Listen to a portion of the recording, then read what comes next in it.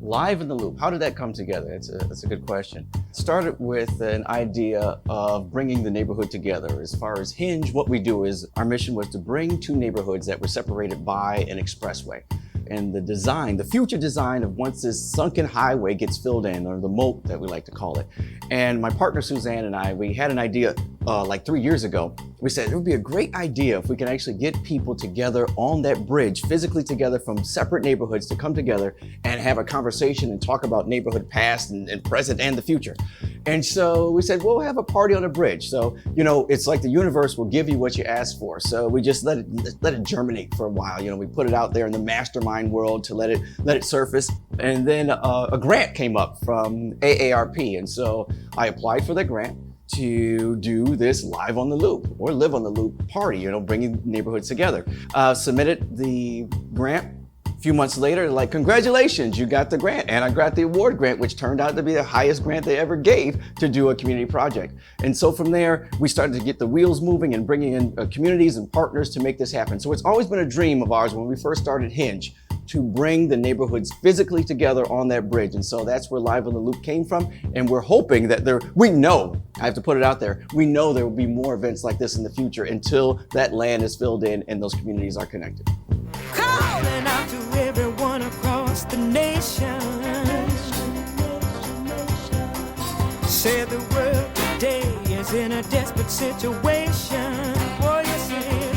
People, let me tell you that we got to learn to live with each other. No matter what race, creed, or color. I just got to tell you what the world needs now is love and understanding. Get on board the friendship train. Everybody shake a hand, shake a hand. People are talking about the friendship train. Everybody shake a hand, make a friend now. Listen to It's very important for us as Hinge and the community as well to be involved in this process right now. It goes in sort of 3 stages. It goes the process, the plan, and the implementation. And so we realize that in most cases, people are coming to you when it's time to implement, and maybe they'll walk you through with a charrette and say, hey, what do you think about this street sign or this corner?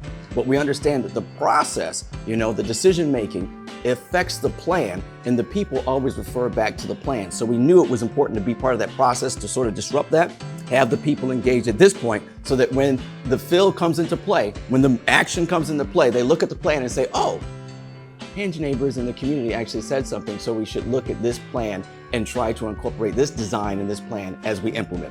And so it's important for communities to be involved in the early stages to really shape what they want to see. And we've seen this across the country. We've talked to a lot of folks who are really trying to understand what can be done when you're rebuilding these communities, not just creating a street grid, but bringing back neighborhoods, people, and families.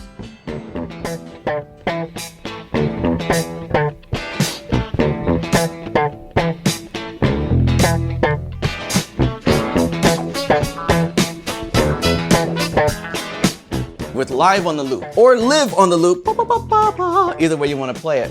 What happens here is we're closing down the Scioto Street Bridge to really show the diversity and strength of 2 neighborhoods that have been ripped apart with this interloop, and now will be brought back together to reconnect the 16th Ward.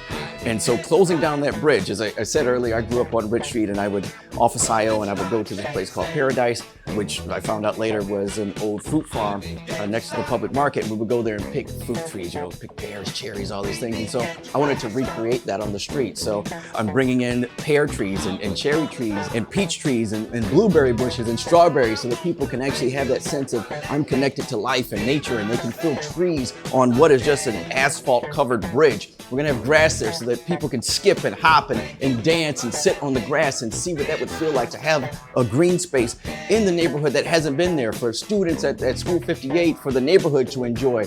We're bringing in food trucks so that people can have the flavor and the taste of what the community represents and what it feels like to have some good soul food, have a good empanada or something, get down with everything, you know, and having just different types of music, from Latin jazz to classical music to gospel music to just trying to get everything in there just to show what this flavor is, what Scioto Street, the 16th Ward, what it tastes like, what it feels like, how it moves, how it smells. We want to have all that there. And we're bringing in community groups, agencies, and senators, and all other folks who want to be able to speak and connect with their constituents and make things happen so that they can express, people can express what they want to see. Some people don't even know that the inner loop is going to get filled. So this is an opportunity to actually spread that word to the community itself and say, let's make this happen. Let's do this. Let's show them that we can live on this loop together and we can be live on this loop together. And we just want to have all that thing there with DJs and just have a celebration of what the future of living on the loop is all about.